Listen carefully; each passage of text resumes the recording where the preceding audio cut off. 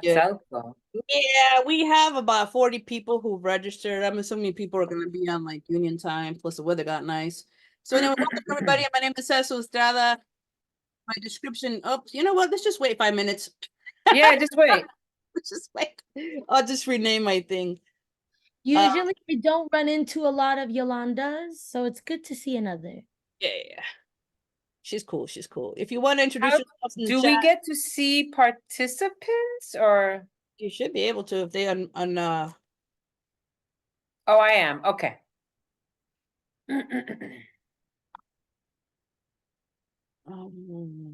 I just put local 60. Come on.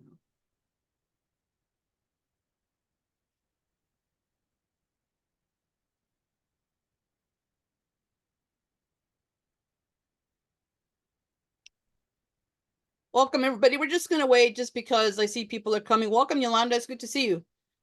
And Laura's audio. We're just gonna ask that you please mute if you're not speaking because I'm recording. Oh, here we go. More people. Hooray. Wow, Laura's having a hard time.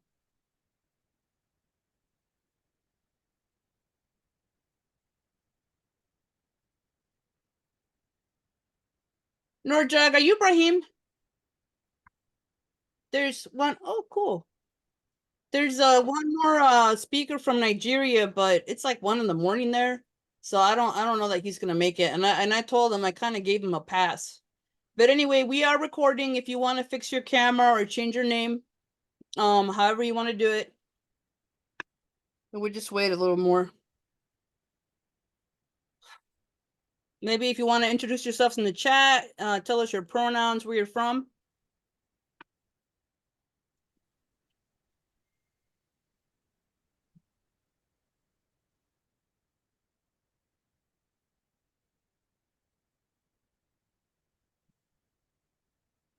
I can do this. Nope. I can do it. We all have the Thank you. power, don't we? All You have the do. You power. go ahead and admit because I'm trying to type and I can't. Like I said, I can't multitask anymore. Where is the Oh, I'll just let her in. Hold up, it's all good. What I say? Oh, where you from? There you go. If you want to talk about your orgs, hi Rosa, welcome, welcome. We are recording. If you want to fix your camera, change your name, however you want to do this, and yeah, people are on Harold Washington time, which is fine. Welcome, Samar. No problem. Hi, how are you? Much. We're doing well. We're doing well. Thank you. Mihan, can you help me monitor? Wait, what am I calling you? Samar, What can you? are you calling me? Your daughter or my name? No, you. Samar, can you help me? Close the door. Oh, come on. Sorry, and I'm recording. Can you help me monitor the chat? Your birthday party. Goodbye. Just kidding. I can't hold that over her. She knows it's a lie. My daughter's turning 9 years old tomorrow. She's 9 going at 19. Yeah, Samar, if you could just elevate any questions for me, that'd be amazing. And if you need to like message me, chat me up, okay? But I think we should be good. It's not that many people. All right. How's everybody doing? Yeah. Okay. Well, I'm calling it. All right. Well, thank you all for coming. This is the first of other events. And we're going to start with a song by Adam Gottlieb. And after that, I'm going to introduce the speakers. They'll have about 5 minutes to speak. And then, this is why I didn't want the cat in here. And then we're going to have another song or a poem and then open it up for questions and answers. All right. So hit it, brother. Or All hit it, right. other. Peace, friends. Thank you so much for being here for this important panel. I'm honored to be a part of it. I'll just drop my little bio in the chat so you can read more about me and my work. But basically, I'm an artist, and I'd like to share a song that is about to be released on Sunday that's been part of a community project recorded and produced with an all-volunteer community project that we're just calling Songs for Ceasefire, which grew out of the Jewish coalition organizing for ceasefire and in solidarity with Palestine but quickly became, since we started gathering in November, quickly became an intentionally interfaith and intercultural project. And this song is our English version of Live Palestina, which is the well-known Swedish anthem of Palestinian resistance written by Palestinian George Totari, Nazareth-born, who immigrated to Sweden in 1967, started a solidarity band after finding that it was impossible for him to work at the university, essentially due to anti-Palestinian racism in Sweden. And Kofia, the band that he started, is still performing and making music today. They weren't,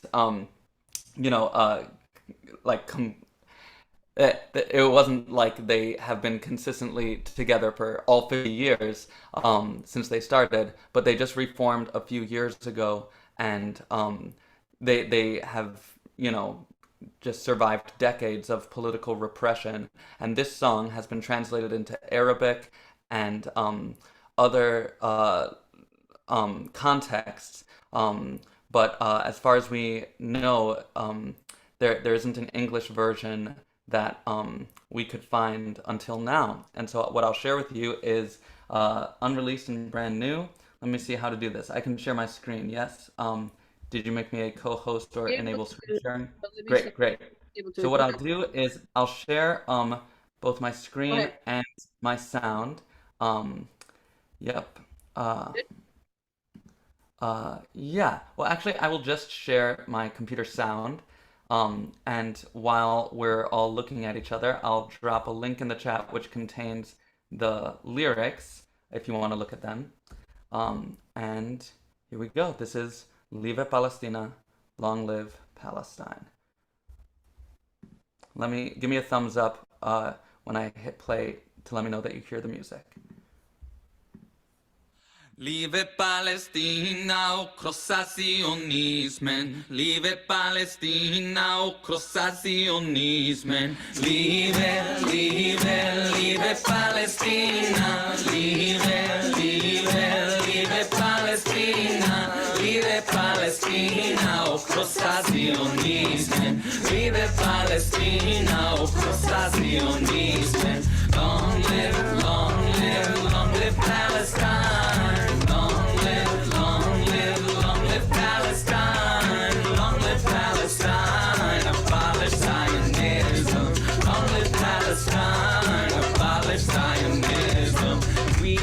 This barrier, we have plowed this barrier, harvested this very wheat, we have gathered the citron fruit, and we have pressed the olive, and all the world knows about our soil, and all the world knows about our soil. Leave it, Palestina.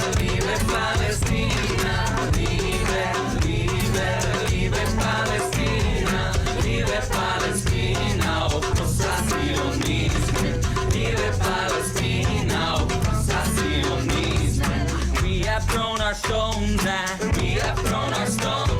soldiers and policemen,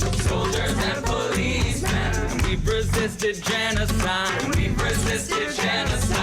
even when all we see is death, and all the world knows about our struggle, and all the world knows about our struggle. Long live Palestine.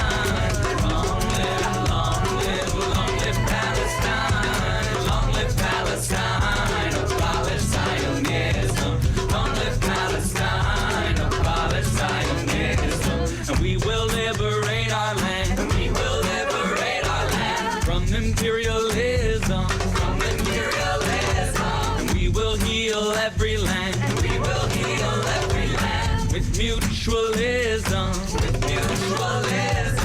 and all the world will come to bear witness, and all the world will come to bear witness.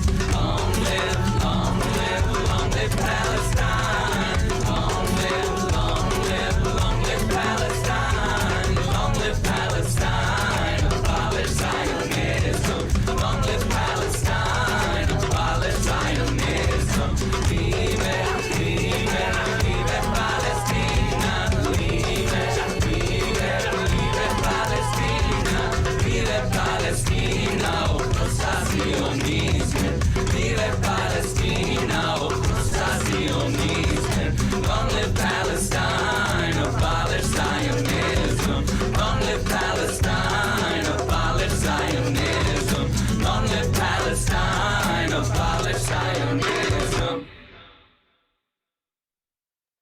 Adam. That was amazing. I love the drums in it. And I don't know if y'all know, but I'm Adam's biggest fan. Just saying, putting it out there. Put it out there at the last event too. Thank you. Thank So you. That was we're going to get Kai started. Movag on Darbeki. Thank you. Oh, beautiful. Snaps, brother, snaps. Yes, that was good. And also, I love your hat. You better watch That's out. good. She's gonna be stealing all your. Thank you. Yeah, I want that too. My birthday was on February 8th, bro. Or other. My bad. Oh my gosh, this is what I get for going off on a tangent. I'm sorry. It's been like a really long Monday too, and I think we're all psychologically tired and been fighting the good fight on multiple fronts of struggle. You know, Language, you promised. I didn't say any bad words, did I? What'd I say? Oh, Don't worry about it. Just go on. let's not talk about my sacrifice. Oh my gosh, really? Damn, you guys, this is serious, man. This is how you know I'm tired too, because I haven't cursed in like 2 weeks, if you can believe it. It's just a long-term project, but TMI. Okay. We have a great I keep admitting people. I gotta stop doing that. It's a teacher in me. We have a great panel today, and so we started with my comrade Adam Gottlieb, who is a fantastic musician and has been attending a lot of the rallies. And also we're here with Howard Ehrman, and we were going to start with Brahim, but Brahim's not here. He's in Nigeria, and it's like 1 a.m. right now. So we're gonna go on with Howard if he's available. Howard, are you ready, hermano? If he's not, we're just gonna go on to the next person. Howard, are you there? I'll text him. That's cool. Okay, Mihad, sorry to put you on the spot. Okay. But Mihad Escayo is a professor in the world languages, and I just unspotlighted you. Replace spot. There we go. And just a phenomenal union comrade in just in every sense of the word. And great teacher. I don't know what else to say about you, hermana, but go ahead. You can say So more. can you tell me what I should spend the 5 minutes talking about? No, it's really up to you. Why do you support Palestine? Maybe it might be Okay. a good place to start. And Please maybe time me and tell me when I have a minute left, because you said about Sure. 5 minutes, right? Yeah, you go Okay. over it. It's not a big deal. Okay, so I'm Michal Escayo. I've been at City Colleges since 2006, and I think I just about to finish my 32nd year or something like that teaching, or 31st year teaching. And my father was born and raised in Jerusalem.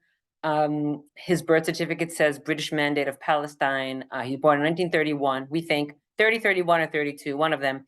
He passed away, God, 2 years ago coming up. And my mom is kind of typical Ashkenazi Jew from Russia, Belarus and Romania. Anyway, so I grew up, I don't know, I grew up drinking the Kool-Aid a little bit. You know, I went to a pretty moderate yeshiva for 12 years. We were completely secular. We celebrated holidays. My father's the only one who immigrated from Israel. And so I have, I don't know, 25 first cousins, about 40 second cousins, drinking the Kool-Aid. Yeah, believing that Israel was the be-all, end-all of everything. And so fast forward, I came to Chicago after I graduated college, upstate New York, and started teaching at St. Augustine College, preliminary bilingual Spanish English 2-year school. I spent 13 years there, and right when I started, I met my very good friend Mary Jude, a huge peace activist, and she's like, "You have to go learn Spanish." So she's like, "You got to go to Guatemala," and I was like, "All right," like, you know, kind of this is mid 90s, and I think I did some research, and I was like, "You know, there's a civil war going on." She's like, "Don't worry about it." I was like, "Okay." So I spent a few weeks studying Spanish in Guatemala. While I was there, I was riding through the highlands on lots of buses, and I saw Hebrew on these like shacks or old bunkers. And I was like, what? Just what? Like, I couldn't even imagine, why is there Hebrew? Right. And like, this is sort of like the internet's just coming, and I've always educated myself, but I did not know much about Central America at that point and US involvement with Central America. And then the only other beer available in Guatemala beside Guatemalan beer was Maccabi from Israel. And I was just like, so I came back and I, read and educated myself and kind of, and I found out, I mean, now it's in black and white. You can Google it and read it, that Israel assisted the United States in the decimation of indigenous populations in Guatemala for sure, maybe even El Salvador. I don't know what other countries. And when the US started pulling out, Israel was right there. And you know, and that just like took my brain, and I didn't know what to do with that information, you know. And I worked with the Latino community, Latinx community for a long time. I don't, you know, I have a little bit of an activist thread in me. I wouldn't call myself like a full-blown activist at all. I've done some pro-choice stuff. I did some pro-choice stuff in college. And so now here I am, and I've always criticized Israel, always. And my father, my beautiful father, we would talk about it, and he would say, on one hand, he would say, I would do the same if I didn't have water or electricity. And then he would say something horrible at the same, you know what I mean? But it showed me he was conflicted. Always he was conflicted. It was his homeland, you know, and separated from his home. I mean, he came here in 1960. By 1960, he came to New York. He went to New York. My mom was more difficult. She could not, there was no gray for my mother. It was just black and white, you know, very pro-Israel, could not understand. I mean, I grew up planting trees in Israel. Like, it's like, whatever. So fast forward, I have such a hard time. I have so many people that I know. I'm not talking to my sister right now. My sister and her kids live in Israel, Palestine. They have for many years. It's really difficult. It's extremely difficult. But you know, the other day I was called anti-Semitic, and I was like, calling me anti-Semitic, you don't know me at all. I love my religion. I've never been religious, but I practice holidays, and there's so much beauty. Every religion has its beauty. I know more the beauty of my religion, which is not a connection to the land of Israel, right? Like for me, it's just the idea of tikkun olam. If you don't know tikkun olam means repair the world, right? And this is certainly, I have a sign over here that I take to protests. I should have it here. And on one side it says, Israelis for a free Palestine. And on the other side, it says, this is not tikkun olam. And so that's just that's my story. And I've been protesting downtown. I know the history. I have educated myself. I've studied and I have read and I keep up. And I'm, you know, and to call me anti-Semitic would be the most like, that's the easy way out. People don't know what to say, so they say you're anti-Semitic because it's the easy way out for them to justify what they're doing in Gaza. Do you know what I mean? Oh, it's anti-Semitism. It's not anti-Semitism. It's brutal. It's brutality. It's genocide. And so anyway, I don't know. That's my piece. Sorry, I didn't do my job. That was beautiful and perfect timing. Man, now I have so many questions for you. And yes, we are going to get to a discussion, and there are people with varying opinions. So we're going to be respectful and cordial to each other, please. All right. Howard, sorry, brother, you got stuck. Unless you left, and then I'm not gonna call on you no more. Just kidding now. Really? So I think I'd rather Okay. wait. No. I think No, there. the order is as is for a reason. All right. And- So good evening, everybody. My name's Howard Ehrman. I'm here at the invitation of my sister and comrade Jesus Estrada, hold on, I'm trying and to. I think I'm going to talk about the whole situation as I see it. Being someone whose family comes from Morocco, my mother's family are Moroccan Berber Jews. They arrived in Palestine around the same time that the Zionists started organizing their first Congress. So that's one of my perspectives in life. The other one is basically as an anti-imperialist. That's, I think, certainly one thing that we have in common, Jesus and myself. So my view is that drinking the Kool-Aid is something that unfortunately, since 1973 in particular, the last war between the illegal Zionist state of Israel and Egypt, that the majority of American Jews have become Zionist. I don't know what the ages are of everybody here, but before 1973, the majority of American Jews were not Zionist. The majority of American Jews resisted Zionism, particularly when the Communist Party of the United States was strong in the 20s, 30s, and into the 40s a little bit, because basically it was telling people to occupy somebody else's land illegally, and to leave the land that they had come to struggle for a better life. It was that simple. But what happened is that the Zionists overrode all this because the Zionists became the main clients of imperialism in the 19th century, but formalized in the Balfour Declaration in 1916, that was the beginning of what was needed to build the foundation of the illegal Israeli state. The Zionists, who were all European, ignored my family and about 20,000 other Palestinian Jews, most of whom had been there since before the time of Jesus Christ, and basically, for the most part, lumped them together with all the other Palestinians.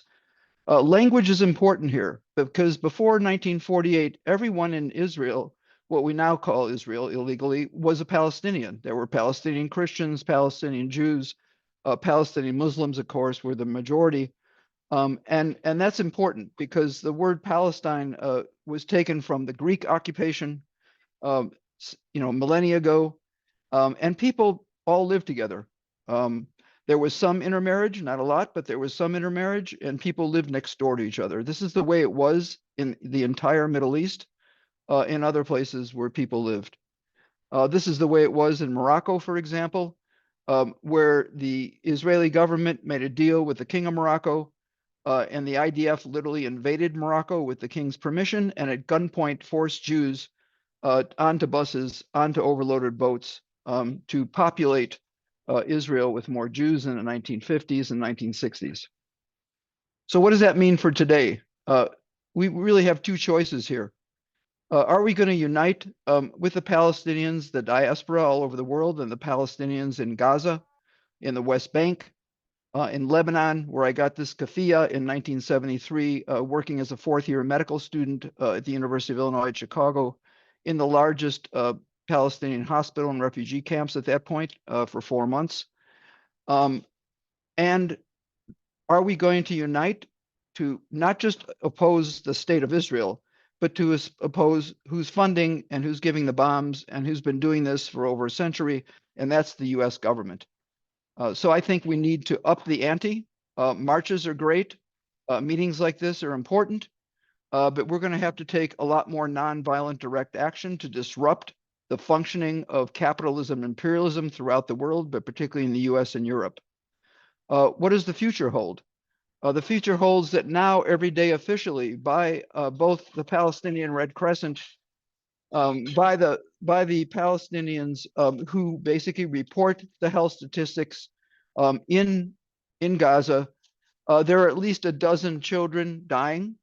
There are at least 20 pregnant mothers dying, and you can multiply that by 10 to probably get a more realistic figure.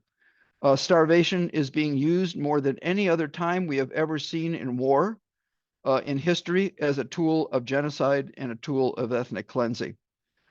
So my position, I think, is similar to a number of people here, maybe not everybody. And my position personally, this is a decision primarily for Palestinians, is when I first talked to Edward Said, the professor at Columbia University, whose spirit is still with us, in 1974, when there was a major event in Madison Square Garden for the liberation of Puerto Rico. And he said, Howard, there's only one solution, and that's one state. So one state either means we accept what the plan is of the Israeli government, and it's been this plan since 1948. It's not a new plan. And that is to push every Palestinian out into the sea, out into the Sinai, in Egypt, into Jordan, into Lebanon, or to kill all of them. So that's our choice. I think the choice is very clear, and thank you very much for inviting me. Thank you, Howard, and thank you for coming on. All right, Adam, do you want to go next? Wow. Okay, I can be I hope very brief. Um, thank you so much, Howard, and uh, is it Michal? How do I say your name? Yeah, Michal, uh-huh. Michal. Yeah, thank you. Um, I come to this movement as a religious Jew.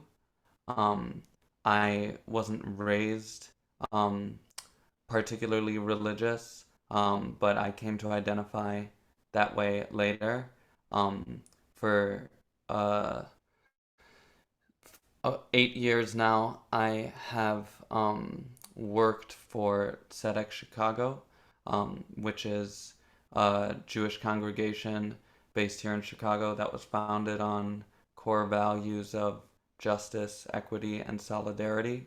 And last year, we went through a collective process of discussion and debate and decision making and amended our core values document to make it clear that we are an anti-Zionist synagogue. And as far as we know, we may have been the first Reform synagogue to take such a step. And that doesn't mean that we are alone, far from it.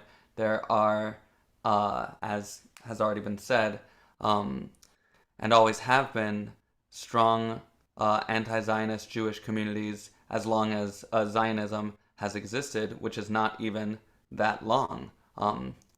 Just over 100 years, 150 at most, maybe. And there are more and more Jews of all backgrounds, religious and non-religious, who are forming communities around core values like ours and are declaring themselves non-Zionist or anti-Zionist. And I just want to share that for me, the math of being anti-Zionist is very easy and very simple, because Zionism is just another form of colonialism, which means it's predicated on racism, and its end result is genocide, and that's what we're seeing. And yes, there's lots of good points to lift up out of the chat that I'm seeing. And there's lots of myths about Zionism and the relationship between Zionism and Judaism that, with others here in discussion, I hope I can help be a part of, like, teasing apart myths from fact, as is the intention of this conversation. One of the most important myths that I think we'll get into, which people are already talking about in the chat, is that, in fact, Zionism has always been supported by anti-Semites. Balfour himself, the project of sending all the Jews to Palestine to be a kind of buffer for Europe was not one that was made by people who were friends of the Jews. It was made by people who hated Jews. And it has, and anti-Semites have always been the best friends of Israel and still are today. And we have just been subjected to so many decades of cultural programming and brainwashing to teach us the opposite. Literally just, since October, our Congress passed a resolution equating anti-Zionism with anti-Semitism, just formally putting into policy what they have always, preached and taught. But the reason they have to do that is because it's not true. It's historically inaccurate, and we aren't going to believe it. And the people are not that stupid, and we are waking up. And this is a moment of the whole world coming to bear witness, as the song I started with said in a prophetic way back in 1970. And so with that, I'll yield whatever time I've probably already gone over. You know what? I'm sorry. I'm being bad. I'm just so into what you're saying. Yeah, thank you so much. And so something to think about. I think one of the things that's qualitatively different now that wasn't the case before is that that the means of communication have changed. even from the first Iraq war. And so people are seeing different sides of the issue, you know what I'm saying? And I think that's also really important. I think that's also why it's upsetting a lot of people too. Interesting. Okay. So again, we're gonna have different opinions, so let's just be respectful and have a good dialogue. Let's see. We're going to end. Brahim, unless did you come in, Brahim? I don't think he did. It is early. We're gonna end with Yolanda, and then we're gonna have one more cultural break, and then just open it up for discussion.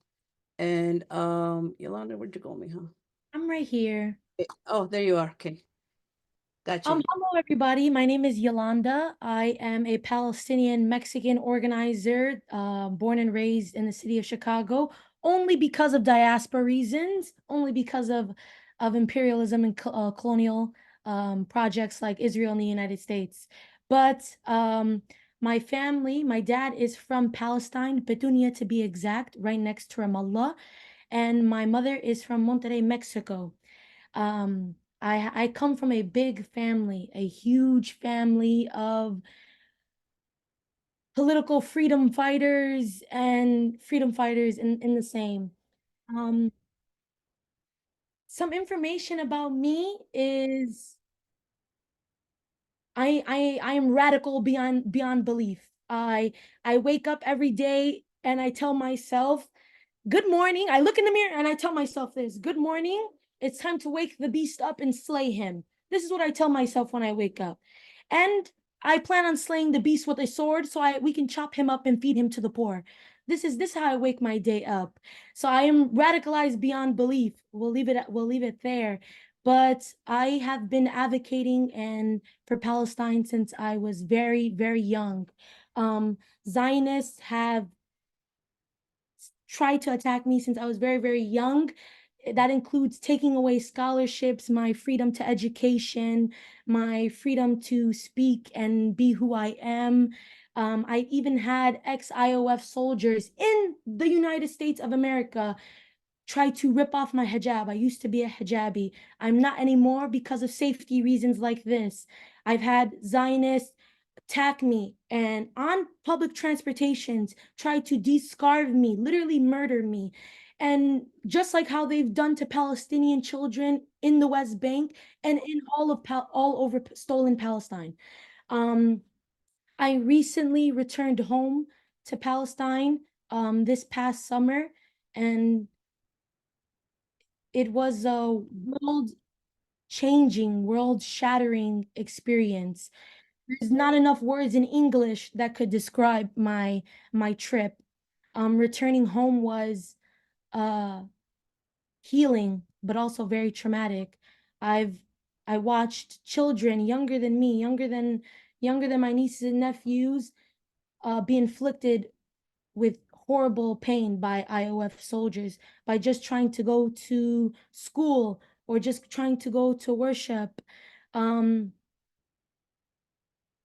It's thinking about it is astronomically crazy. The things I've seen, the things I've seen Zionists and Israeli settlers settling illegally on stolen historical Palestine, illegally.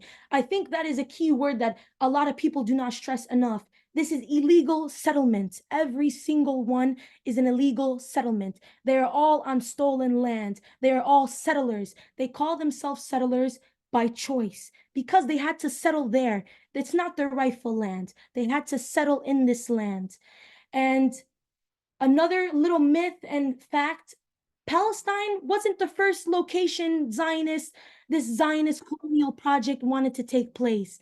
It was going to happen 5 other different places in different parts of the world. Ethiopia being one of the places the Zionist state could have been. But they chose Palestine because of its place in the Middle East. It is in the middle. It'd be a perfect way to have Uncle Sam in everybody's business. It's a perfect way. It's a perfect way for Uncle Sam to sneak in and shimmy his way in onto stolen land. But yeah. And the apartheid and the occupation is very much violent. It is inherently violent. It was built violently, so the destruction of this colonial state will have to be violent. I do not make the rules. This is what history tells us. Every colonial project has been brought and has been created violently, and especially this one, so it must be destroyed and it must be destablished violently. And that is the reality that we live in, because Israel and Israelis and Zionists are very much violent. But yeah, we can get into the questions and we can get into the myth and the facts. All right. I think that's everybody. So, okay, let me backtrack because y'all been chatting, which is good, you know. And I know this isn't easy. And yes, there are people of different opinions. It's not that they're trolls, you know, there's different people on different spectrum. And I know that some people are not here to dialogue, but that's fine. They're welcome.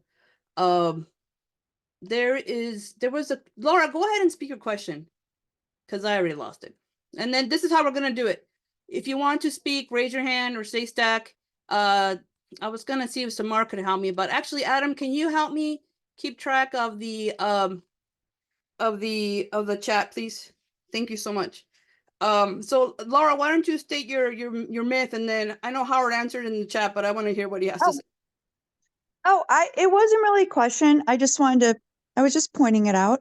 I want to say I've been watching the chat, if I could just make a comment.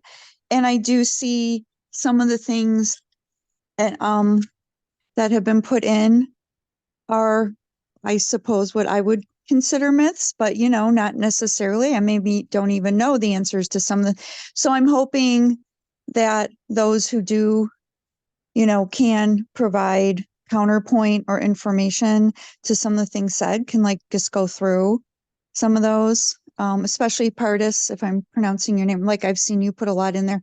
So, you know, I don't consider myself a scholar. I just want to say this. I really didn't quote unquote follow, you know, Israel, Palestine. I was told the same as I think most Americans, like it's complicated. And I grew up around my Jewish side of my family.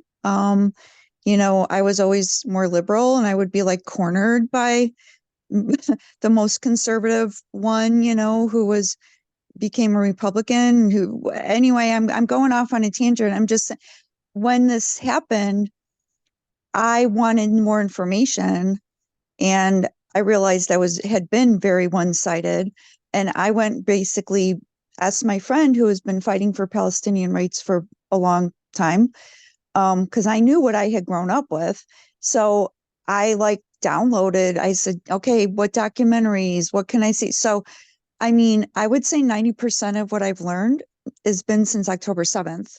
And I'm very open about that. So I don't consider myself any kind of scholar, but I do understand the programming now. I understand after watching a documentary I think everyone should watch called, I'm going to forget the name, but it's about the Israeli/US propaganda machine that was created by Frank Luntz, who is a Republican consultant, created by him.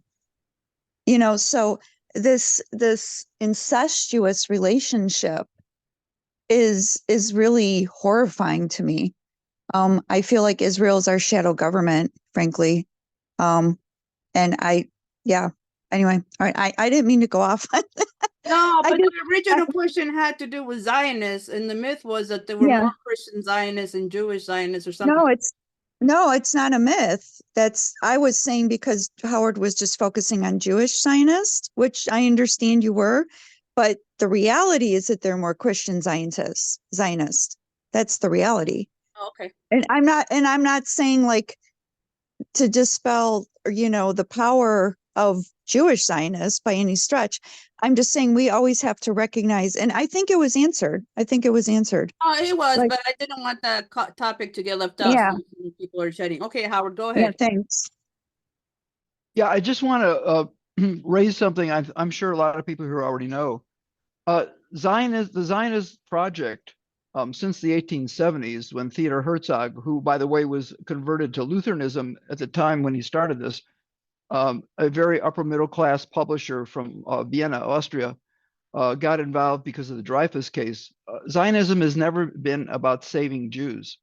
Zionism has been about saving Zionists. The Zionists supported Hitler. This is well documented in books and articles you can find in 5 minutes on Google. They supported Hitler from 1932 to 1938. They went to the Rothschilds, some of whom in France and England, some of whom were Catholic, some of whom were Jews, some of whom belonged to the Church of England, who were the wealthiest, some of the wealthiest families in Europe, to literally pay Hitler to get the few of them out at the expense of 95% of the Jews. And the most famous case, which was raised by Hannah Arendt, one of the most famous Jewish writers in history of the 20th century, was very clear. And that was the Zionists made up the Judenrat, which in German and Yiddish means Jewish council and Jewish police. And they were responsible for collaborating with the Nazis in every ghetto that existed in Poland and that part of Russia the Nazis invaded.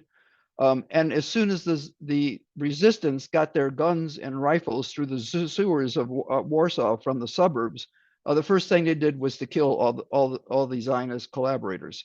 So this has never been about saving Jews.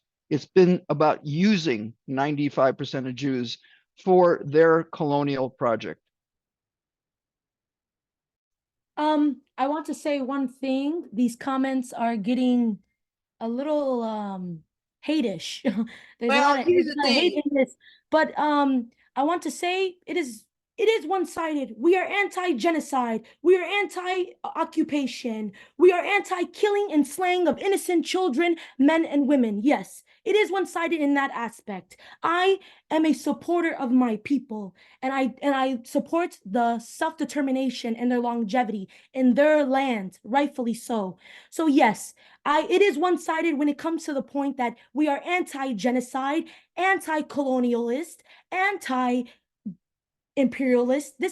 Yeah, it is one-sided in this case. So if that makes you uncomfortable, then you can leave. I will not engage in any normalizing tactics done by Zionists.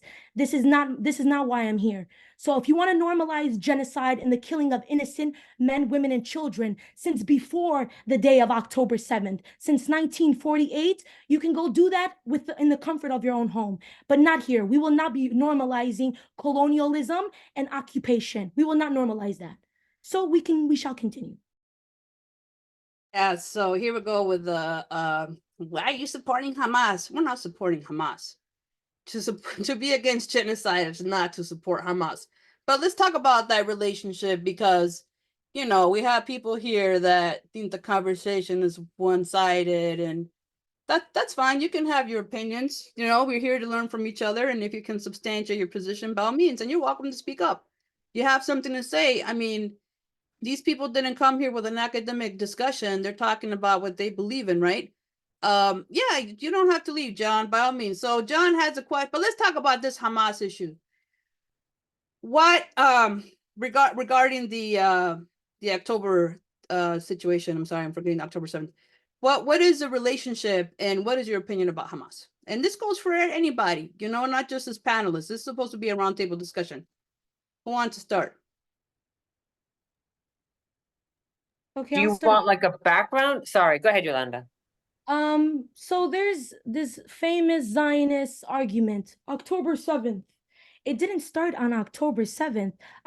October 7th was not an isolated incident. And Gaza is under a brutal siege since 2007. It is 2024. They have been under a brutal siege. Nothing goes in and nothing comes out. And everything is entirely controlled by the state of Israel. With no provocation, Israel's carried out bombings, and approximately every 2 years this happens. They do carpet bombings. This is something that happens every 2 years in Gaza. So this did not start on October 7th, to be clear. And the Israeli-Hamas war, it is not an equal war power. It is genocide. Israel is a colonial state. It has the funding and backing by other Western imperialist states, which means America, Great Britain, France, just to name a few. They have the backing politically, funding, everything. The United States of America even pays for Israeli housing. They get subsidized housing with American tax dollars. And Hamas is a small political resistance group, which has been labeled by the UN as a resistance group and not a terrorist group. And they are resisting on their own land. They are resisting the having the right to no water, no food, no electricity. They are resisting not having any rights. Yeah, and that's just to start off the conversation. All right, somebody else? Oh, and may I mention, most of the Israeli settlers that were killed on October 7th were killed by Israel themselves. And Israel even came out and said this as true. Most of the civilians killed on October 7th were killed by Israel. And if you were truly reading and understanding what's happening, you would know that to be a fact. And I'm going to drop a link in the description, a trustworthy link.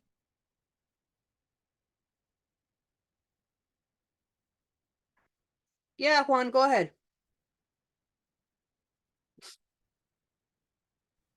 Hello. Oh, Juana, my bad. It's a Juana. Go ahead, Juana. Hi, I'm 100% Mexican. I am proud that I have Palestinian children. I am proud of my children because they have opened my eyes to a whole different world. I am proud because they get up and they fight for their people, as well as Mexicans, not just Palestinians. I am proud of everything they do. What I don't get about people is how, if you're human, right, like all of us, we should have emotions and feelings. How can you not feel bad for what is going on to the people in Palestine or in Congo or Sudan? I just don't understand how you want to believe in your mind that because the boat stopped at Palestine, that just became your land. That's not how it happened. Just like Columbus came and took United States from the Native Americans. Like, I just don't get how people could think that way. I just don't get it. And I guess, I don't know, I guess I live in a different world, and I just wanted to say how proud I am of my daughter. Yolanda, I love you very much. You don't ever stop for no one. I love you too, Mom. You fight the big fight because you know what? At the end of the day, you know that your mom backs you up. You don't need no one else. And that's all I have to say. Is that your mom? Yes, that is a beautiful Mexican mother. I love her. I love you too, Mom. You just found a new daughter here. All right. So thank you, Juana. Getting lots of love in the chat.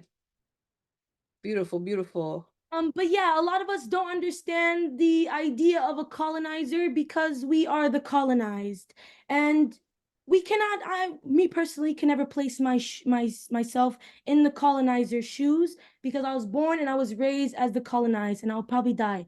But hopefully, I'll die free. Yeah, that's a hope.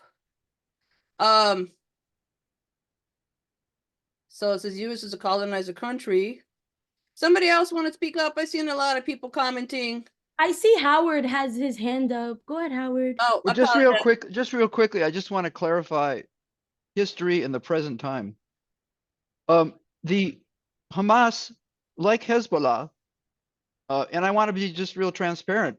The predecessor to Hezbollah are people who I worked with in 1973 in the largest refugee camps in the Middle East. Were there providing social services, healthcare, and education. That's their origin of both of them. Now, there are differences, but that's their origin. The Israeli government, beginning decades ago, began funding Hamas on purpose to divide the Palestinian people to make two different governments, to weaken the ability of Palestinians to resist the colonization that Yolanda, has talked about. This is a really key thing to understand.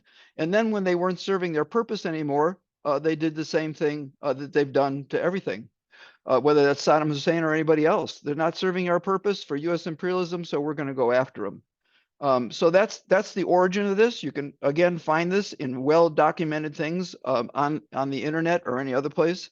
and just talk to Palestinians. They know the story. Yeah, like you can always hit me in my DMs. I'm welcome to answer questions. But yeah, I give raw, real Palestinian.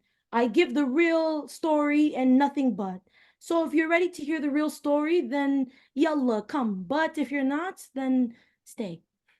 All right. Adam or Michal or anybody I else? was just going to talk a little bit about like when I mentioned brainwashing, and it's funny, I feel like the internet is playing a game on me. About 2 years ago in the middle of the pandemic, and I just verified with Gabriella. I was like, didn't we go to a movie together?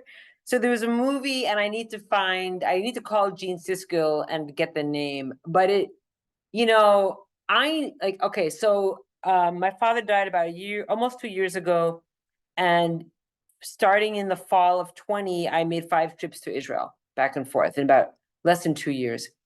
And it was obviously the most time I had spent there in a long time. We had moved him back there right before COVID, not knowing that COVID was happening. And, I have a love-hate relationship. I mean, I grew up going there all the time. Like, it's my second home, but I can't, like, I obviously can't condone any of the politics.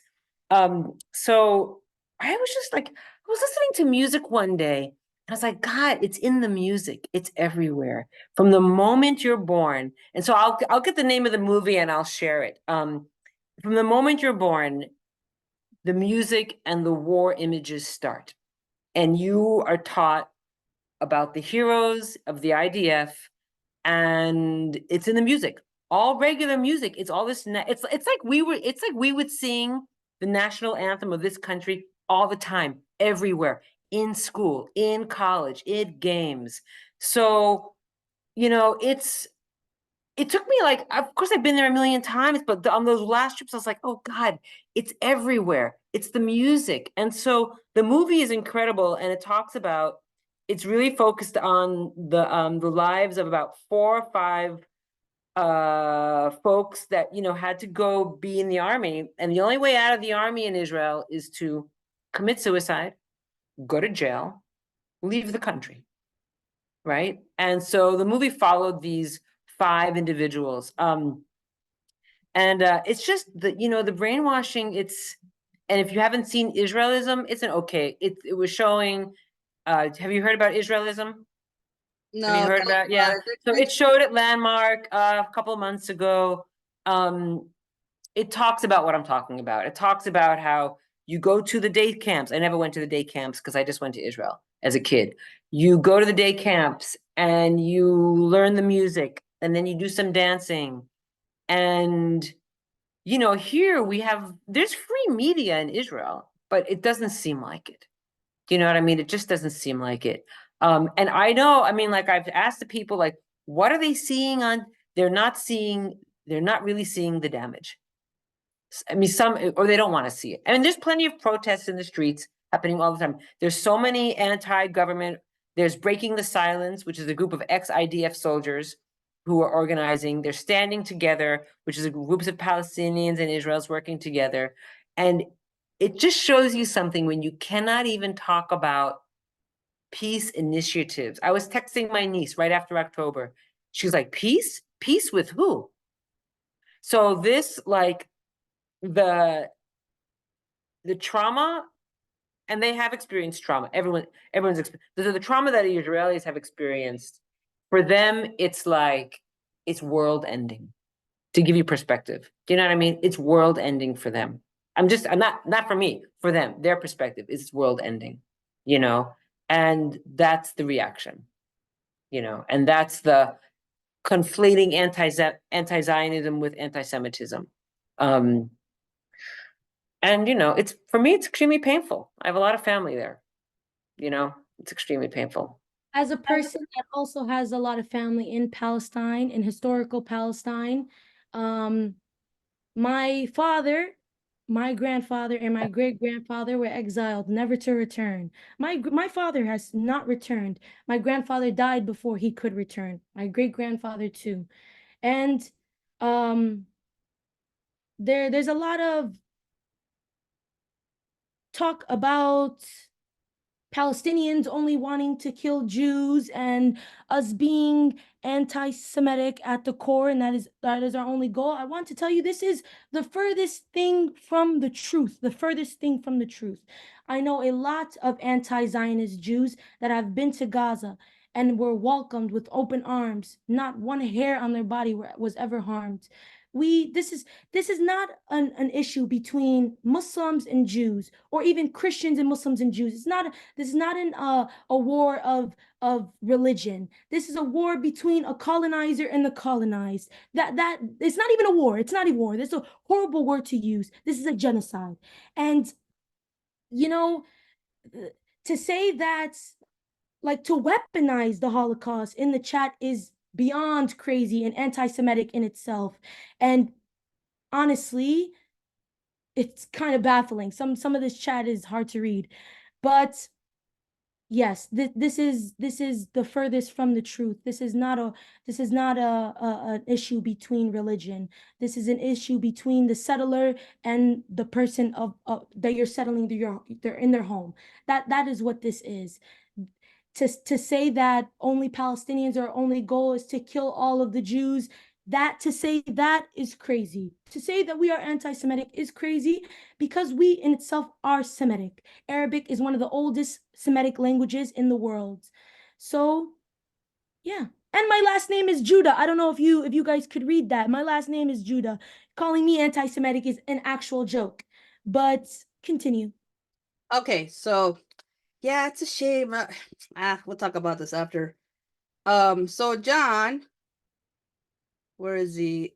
He's raising a question about Hamas, and you know, I think people need to understand. Also, I see a lot of people. Wait. Let me finish. People need to understand that to equate Hamas to Palestine is also inaccurate, right?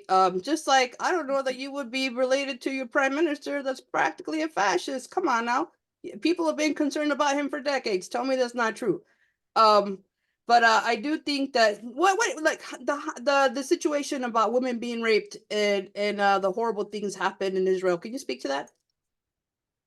That's what they were talking about. And to be fair, not fair, but you know, I have a friend who he's Jewish, he's not a Zionist. He's a member of the union committee, which I chair, which is an alphabet soup. It's a community labor and student engagement committee.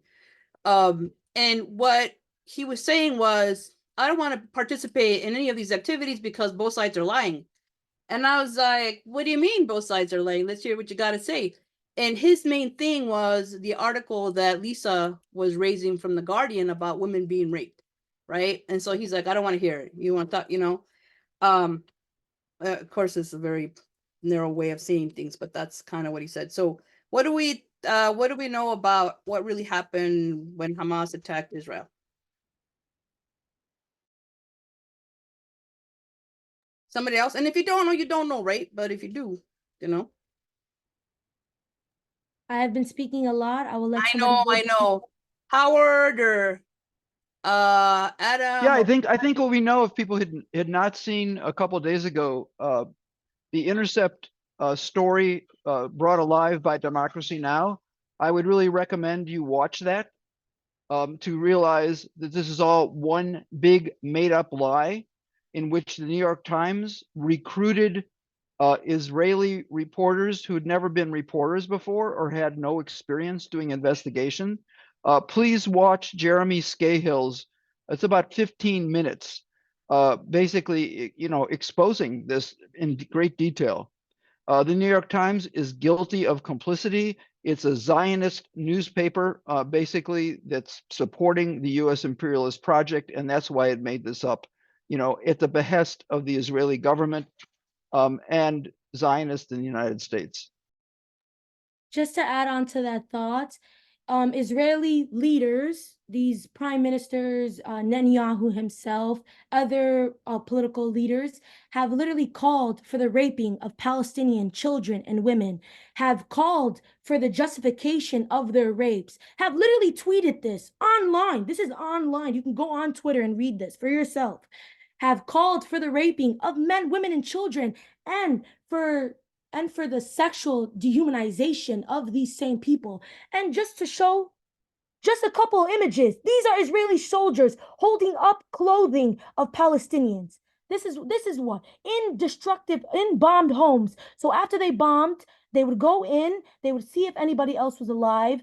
They would do what horrible, horrendous things that they'd done, and then they would take pictures, document it, and post it on their social medias.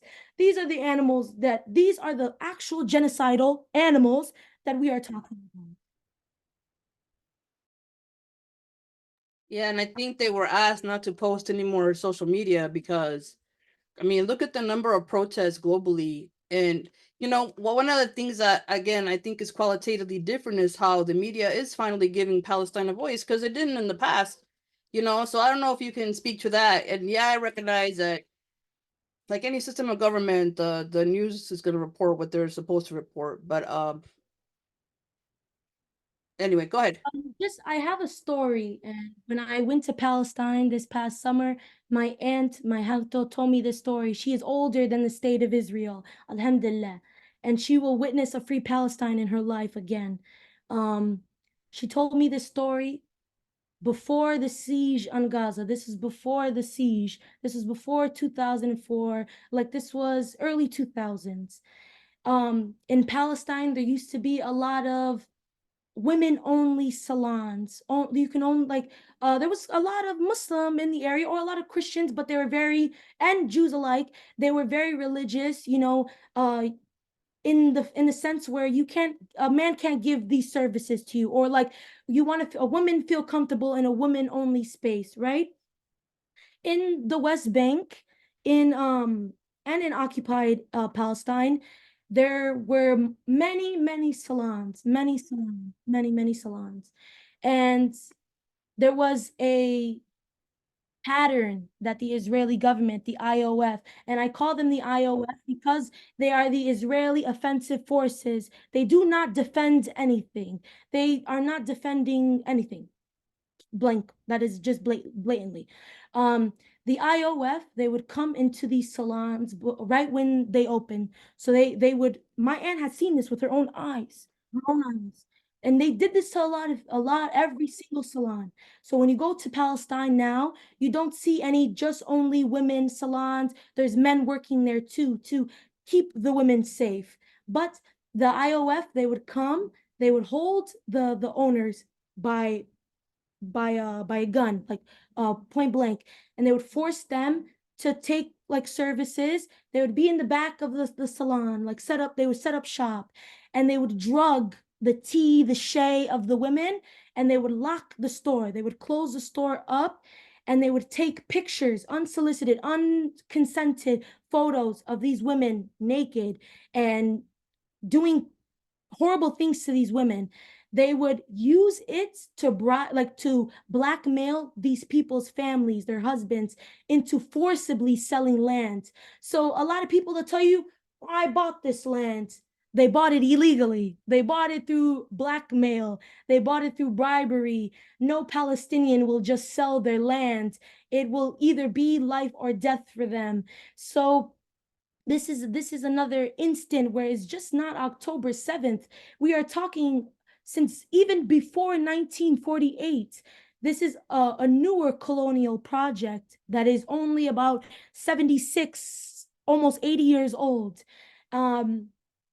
And yeah, so we do have a question from Mumu. Actually, there's been other questions. Listen, be respectful. If you don't agree, then don't agree. You don't have to. If you want to say, fine, but don't be subjective. Whatever. I don't have patience for ignorance, but here we are. And this isn't easy for any of us. And I really wish that we had captured more people in the middle, because all people know is what they know in the mainstream, right? And you got to fight to get informed. So you know what? Let's go with Mumu, because I forgot what I know what it was.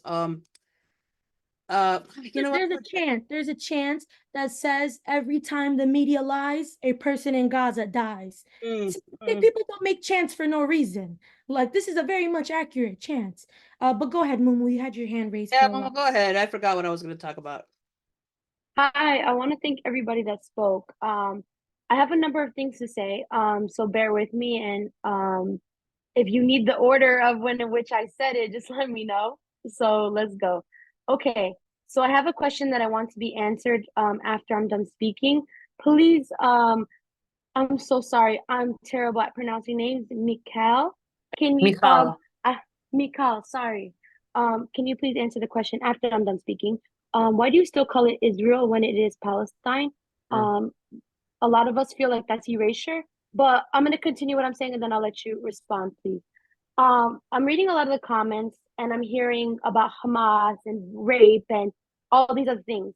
And I want to uplift a comment that Laura, I believe, said. You are saying all these comments which are extremely untrue and have no basis of fact, and they're actually blatantly racist. So does that justify 75 and 100 years of oppression and occupation and death and torture and displacement, imprisonment?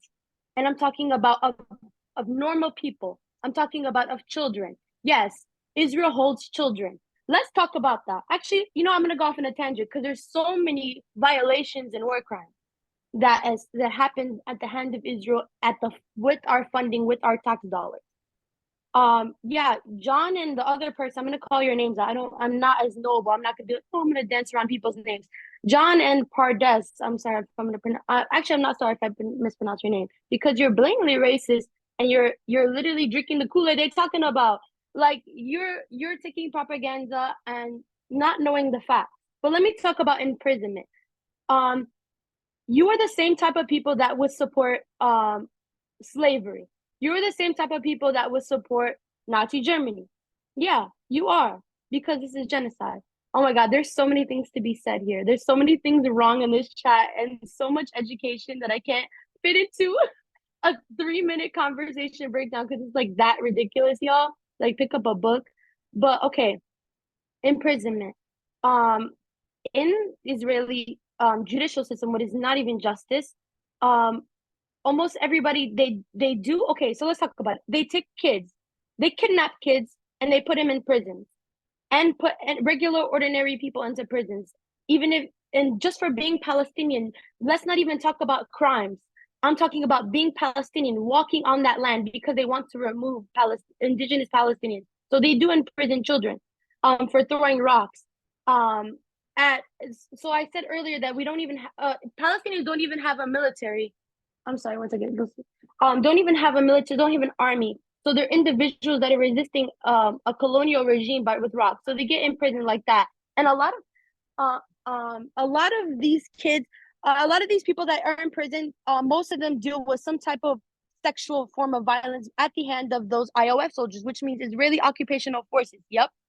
It's not IDF. There's nothing to defend when you're a military against occupied people. So it's occupation forces. I'm so sorry. I'm like losing where I'm tracked. So yeah, so they created a judicial system. They don't get representation. Most of their interrogation is in Hebrew, and the what they have to sign is also in Hebrew. These kids, they don't know Hebrew.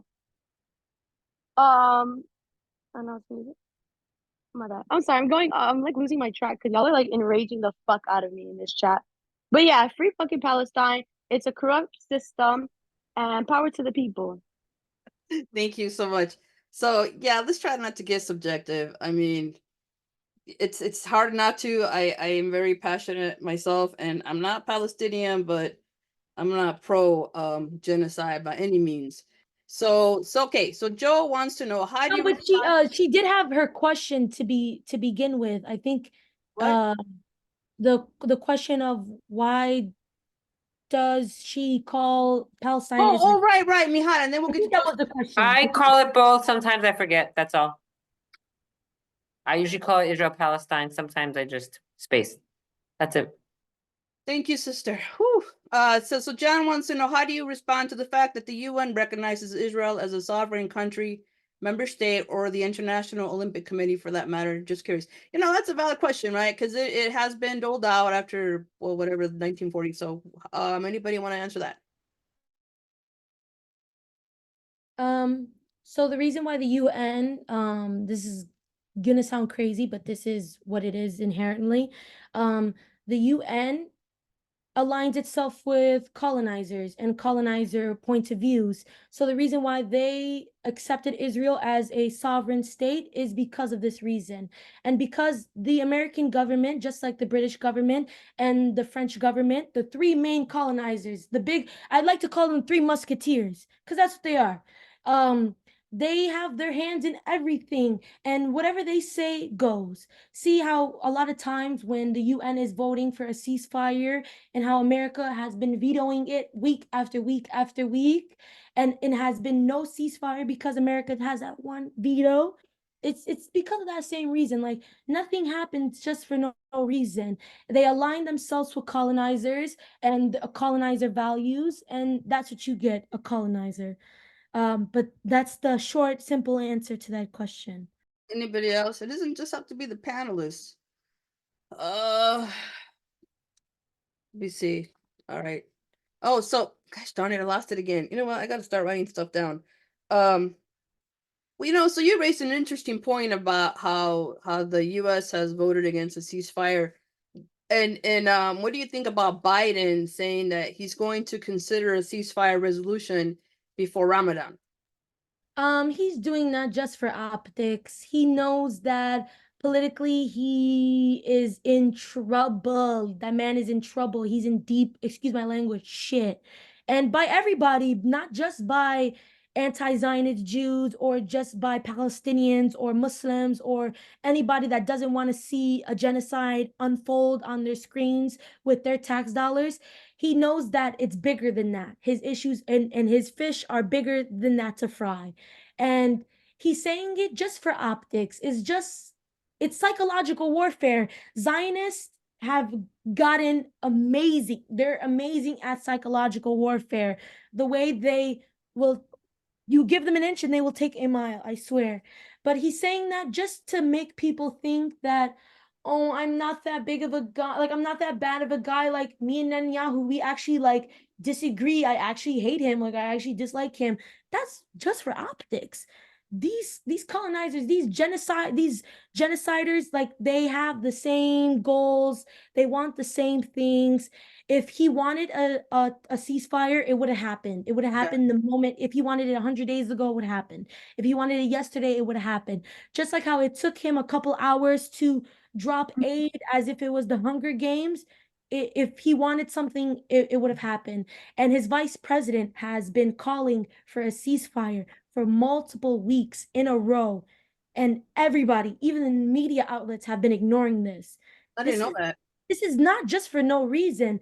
And Kamala Harris, her husband and her daughter are Jewish and both anti-Zionist Jews.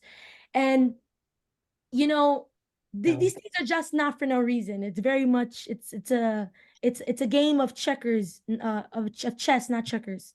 It's like good cop, bad cop. No, I figured Right. as much, Exactly. It's like good cop. It's like good cop, bad cop. Yeah. But one thing to consider too is this uncommitted vote that happened in Michigan recently. Yeah, if he loses Michigan, we don't have, he will lose. Right? And that's in danger, right? it's He not needs just to win Michigan it's or not just about Palestine. It's Yeah. about like freeing Palestine will be freeing us all, because Israeli businessmen have their hands in the Congo, in the cobalt mines in the Congo, that have literally children enslaved, mining for diamonds, for natural resources in Sudan, in the Congo, have been in hands at displacing indigenous in Guatemala, like you have mentioned earlier, have been at help displacing almost 1 million Guatemalans. So they just don't have their hands in Palestine. They have their hands in Yemen. They have their hands in Sudan. They have their hands in the Congo, and their hands are bloody, inherently bloody. So freeing Palestine isn't just freeing Palestine. It's freeing us all from these genocide war criminals. And I see Laura has her hand raised, and then Bob. I got you, sister. Laura. First of all, love you, Yolanda, and how you express yourself. And I remember the Three Musketeers. I could say a bunch about Biden. I just wanted to add a couple things. I just want to say in general, I've been involved in elections and campaigns. I was a Bernie Sanders delegate. Here's the definition of a lie: when your actions don't match your words. It's very simple.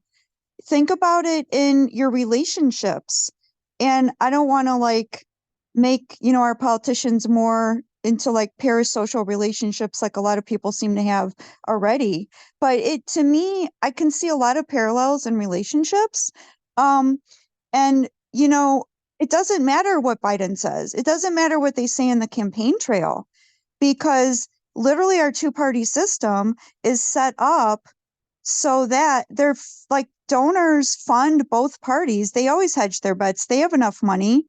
So in fact, I just want to point this out. The Israel lobby, which isn't just AIPAC, it's a bunch of others, but that's the main one. They have endorsed, not just funded, 20 of the Republicans who are with the quote unquote insurrectionist caucus. These are not just Republicans. These are Republicans who endorsed, fomented, supported the insurrection and have been fighting this whole time to keep Trump relevant, to say that he actually won the election. So why do they do that? Because, and they've said it very openly, because they're asked, they're like, because our primary thing is power for Israel. I'm paraphrasing. They don't care who bring, they know they need to fund both parties.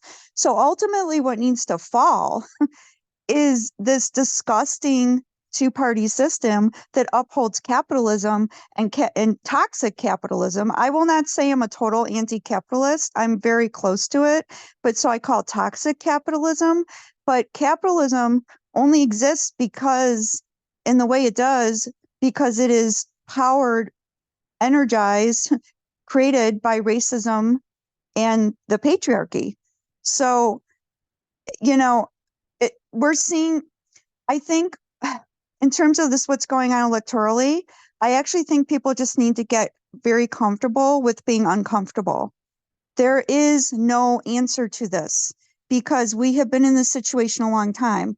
A lot of our eyes have been open before this, and now people's eyes are getting open and they're very upset about it, and they think there's some choice, and there's no real choice.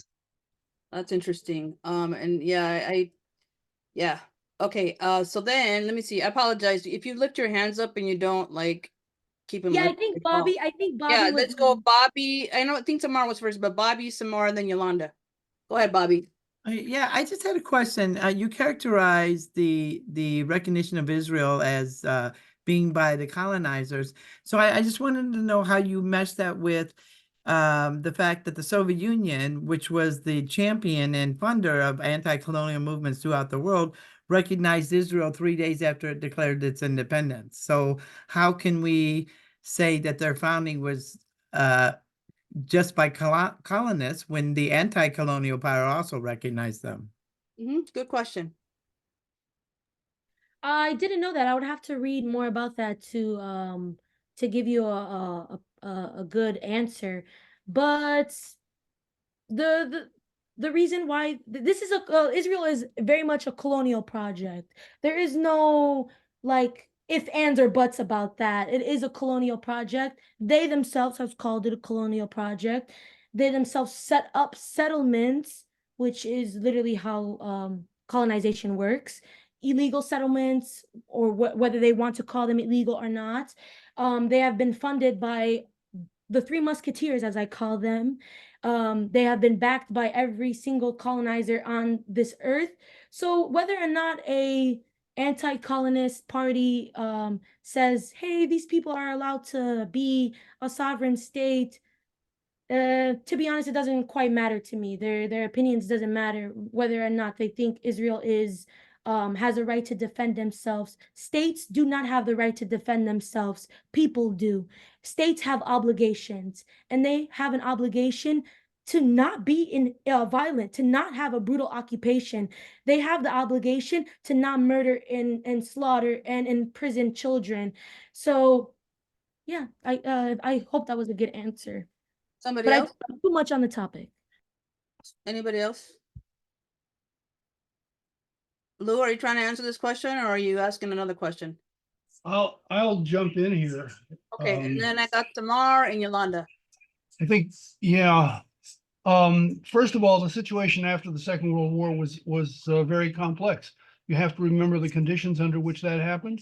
There had been a massive fight against Nazism and against, and, you know, the United States did not have a particularly good history in terms of rescuing Jews from the Holocaust. So there was a worldwide condemnation of Nazism and a worldwide sense of guilt, if you will. So in that sense, I think the Soviet Union was put in a kind of difficult position. And yes, it did recognize Israel right after the founding, and you know, that's a point of history that can't be disagreed with. On the other hand, you have to recognize that what the speakers have said is absolutely correct from the beginning, that it was a colonial project, that it did not begin in 1948, that it began in 1917 with the Balfour Doctrine. So it's been 100 years, not just, you know, even 75 years. So the process began much earlier and was indeed a colonial project of the Western European powers, people who didn't want Jews in their countries either. So, you know, let's be clear about that. So I just want to say that like I said, there's no way to erase that history. I don't know whether the Soviet Union, given the history since then, would, if possible, go back and change their minds, but they couldn't do it anyway if they wanted to. So we're in the situation that we are now, and we need to recognize what that is. Right. I did have some other things to say, but I'll pass and All right, come we'll back. put you back on sec. Thank you. I thought you were Yeah. answering that. Okay, Samar? Yeah, hi everybody. Actually, I guess when I put my hand up, I was gonna talk about a bit my experience because I'm a Palestinian. I was born and raised in Palestine. I was in Palestine in 1987 when the first Intifada happened. Intifada, I don't know if you guys know what the word Intifada means. It means uprising. So basically, it was in 1987. That was the year that actually Hamas started. I don't support Hamas. I'm not defending Hamas's what they did in October 7. However, Hamas was born as a way to defend the people, as a resistance. If you guys translate the word Hamas in Arabic, Hamas means حركة المقاومة الإسلامية. Basically, it's the resistance. The word مقاومة means resistance. They are resisting the occupation. They're not there to kill Jews. That's not their. I mean, Palestinians, they have no problem with Jews, as mentioned before with so many people. Jews and Palestinians, Muslims, were living in Palestine before 1948 peacefully together. So we had no problems. We had no beef with Jews. But Hamas was born to resist. Every country who's under occupation, they need people to resist. In the West Bank, I mean, forget about Gaza right now. In the West Bank, I was in the West Bank in August of last year. Okay, so they tell you, oh well, there's nothing going in the West Bank. No, there is something going on in the West Bank. The West Bank, although in the beginning of 1990s there was this peace, whatever so-called peace, and the Oslo record, but until now there is no Palestine state because they will never, they will never give you a Palestinian state. You travel from city to city. It was supposed to be a Palestinian state or a Palestinian, I forgot about Palestinian state, but it's supposed to be a Palestinian cities. I go to visit my sister from Ramallah to Nablus. There are Jews, there are Israeli soldiers, I'm not gonna say Jews, there are Israeli soldiers who are carrying snipers and they're just ready to shoot. They are taught, the Israeli soldiers are taught to shoot to kill. They don't shoot, like if there's somebody throwing rocks at them, they don't shoot kids just to injure them. They shoot to kill. I mean, can you imagine somebody throwing a rock is gonna harm a soldier who's carrying a gun? That's one. The other thing I was gonna say is that somebody once said how do we recognize, what do we say about the UN recognizing Israel as a state, and they were independent. They got independence in 1948. Independence from who? Did anybody occupy Israel? No, Israel even started, the colonization of, of Palestine, it started even before 1917. Jews started coming to Palestine and before 1900s. They started coming slowly, and then they stole the land slowly, and that's how they became Israel. Okay, so they were not independent. They did not gain the independence from anybody. Britain was selling land. What's that? Britain was So when selling land. Yeah, I Britain. also just Yes. No, I just got the Oh, information from my son saying that Britain was selling the land. So yes, it like they were selling the land. And if you guys, I mean, I don't have the I don't have the source with me right now, but if you look at the map of Palestine, okay, you can see how the land of Palestinians shrank slowly, okay, from 1948 until now. So if you compare the, I mean, that actually resource came up also on the news a few weeks ago, and then the news article, I guess they said, oh, this was wrong information because somebody was fighting them. No, the land of Palestine was stolen. Palestinians lived there long time. Yeah, exactly. That's the one I'm talking about. Palestinians lived there a long time ago, and yeah, there was peace between Palestinians and Jews, but right now there is no peace. Not because Palestinians don't want peace. We want peace. Do you think we want to be killed like this? Okay, unfortunately, the people who were anti-Palestinian, they left already. But I urge people to watch the news, like a real news. Don't just watch CPS and Fox News and CNN. These people, they don't talk about the real news. I really urge people, okay? I urge you guys, please, to go open your mind and watch real news, okay? Watch stories from people who actually live there. There is no way that these stories are made up. I see kids dying out of starvation nowadays. Not just bombs, starvation. They're starved to death. Can you imagine that? That's it. Thank you. Thank you so much. just to quickly like add, I was just in Palestine this past August too. I'm surprised we didn't run into each other, but but when I was in Palestine, I went all over Palestine. I went from Jenin to Akka to Jerusalem, or should I say Al-Quds. But when I was in the old city of Bethlehem, we were going to these churches because my mother is Catholic, and I love Christianity just as much as I love Islam. You know, it's one of our pillars. And when we were going to see the churches, literally where they wash Jesus on the stone, out like in Nazareth and in Betunia, when we were walking up to the church, there was white Christians. They were European Christian. I think they were American actually. They were speaking like American. They sounded like they were from New York. And they were getting violently harassed by Zionists, by Zionist Jews in settlers, by soldiers and by children. And the children, they were spitting at these women, at these Christian women. These women were not Muslim or anything. Not like there was no identifiers to tell them like what religion they were. That's how it's crazy how to just pinpoint like who do they hate, who do they don't. But yeah, they were throwing water bottles, they were spitting at these women, pulling down their skirts, pushing them into the wall, calling them crazy, disgusting names. So like I said before, this is not just an issue between Jews and Muslims. It's actually not an issue between Jews and Muslims at all, because the anti-Zionist Jews that I've met in Palestine, they consider themselves Palestinian. If you ask them, they would tell you, I am Palestinian. I am a Jewish Palestinian. The only, and he would tell you himself, my nationality is Palestinian. My religion is Judaism. And a lot of Palestinians there too, they would tell you, I am Palestinian, but I'm Christian. Well, I'm Palestinian, but I'm Muslim. They would tell you these things, and they are the most, like, we are the relationships we have with the Jews is actually a beautiful one. And to say that like Jews are not allowed into the West Bank because of this, because of that, is so not true. I've ate shawarma with the Jews in the West Bank. It's a total myth. But yeah, we hate occupiers. We don't hate Jews. Thank you. I like that for a t-shirt slogan. All right, y'all. We're coming. Oh, actually, we're at 7:30. We're just gonna do a couple party shots and thank you, everybody. I know this wasn't easy and people tried. Yes, I do have to go. Okay, but I thank you, thank you. will- Thank Well, you guys listen, for having me. And I really do appreciate the space and for listening to me, for listening to my radicalized self.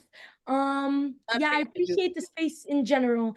And I love all my Palestinians. And we will be free from the river to the sea, inshallah. Thank you. Thank Bye. you so much, Yolanda, Yolanda. hopefully her sound will work. Other Yolanda from Califas.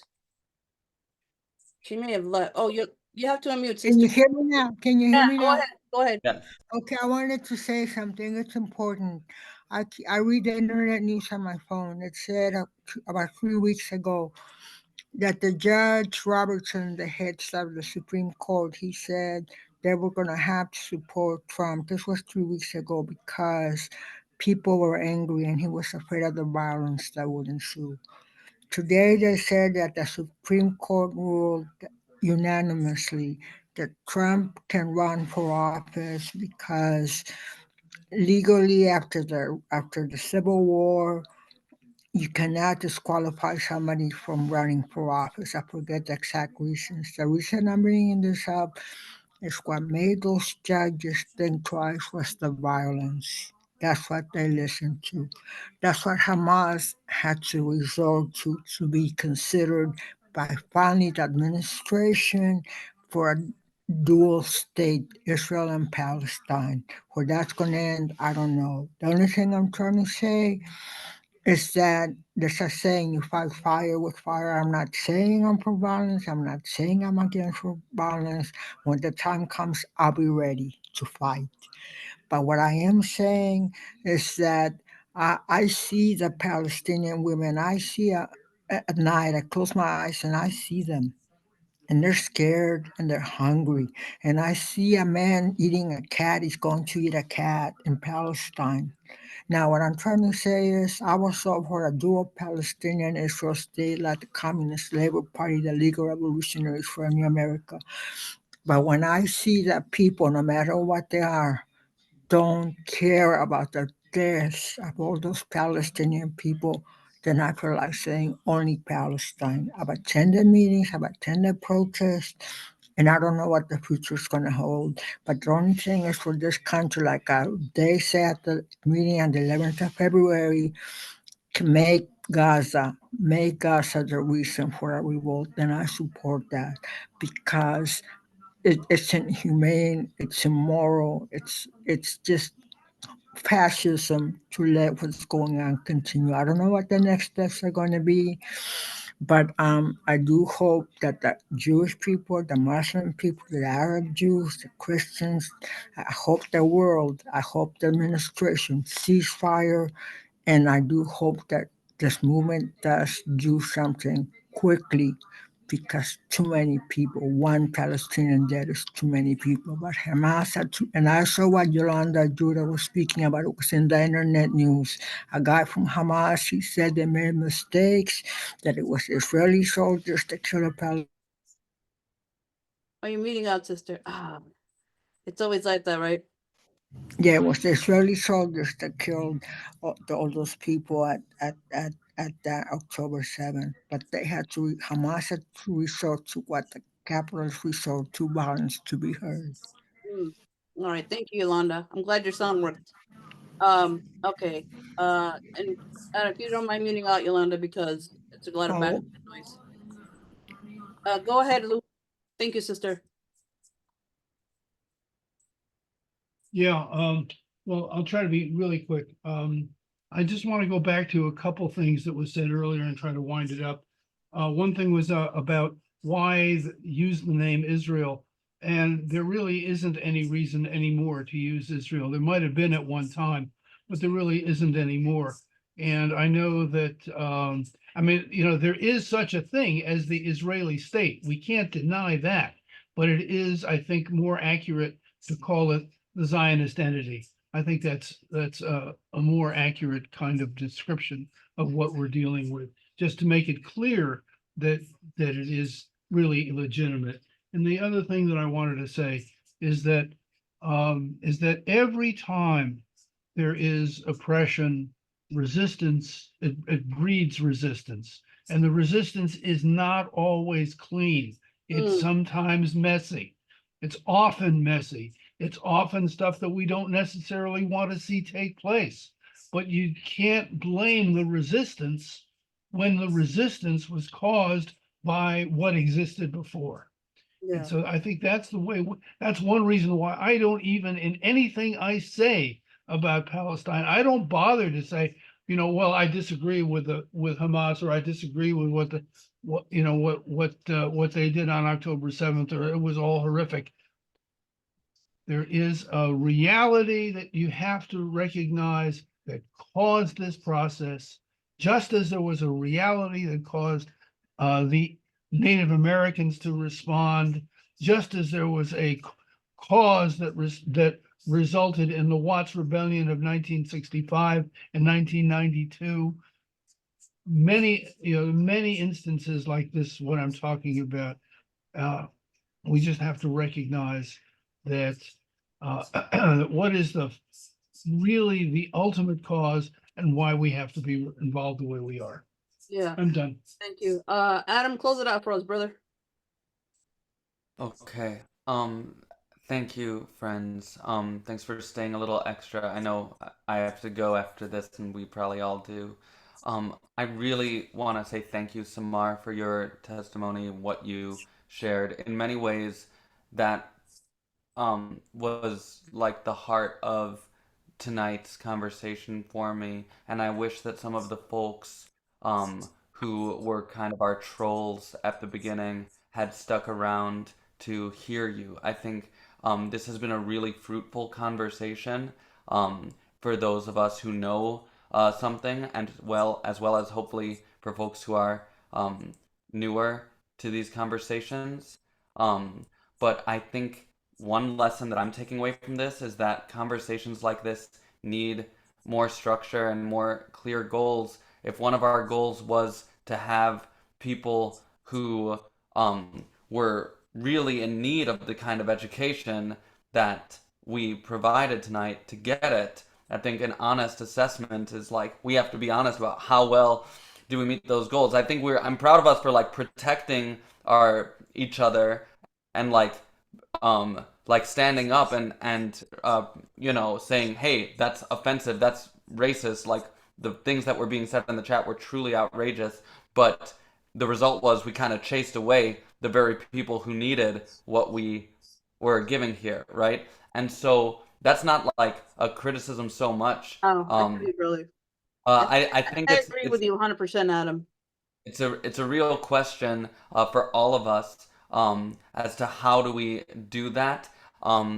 And yeah, I think the basic idea of this event was myths versus facts, and to start with a little bit more grounding about like, here are 3 big myths, and let's do like a scholarly deconstruction of them, and then throw it up open might be good. But all of the speakers and all of the comments, I think, that people spoke out loud were really helpful. I think one of the key myths is that we can trust anything the Israeli government says, or anything even that our government says about it. And when we're talking about truth, it's really hard to like get on the same page when we live in a propaganda machine.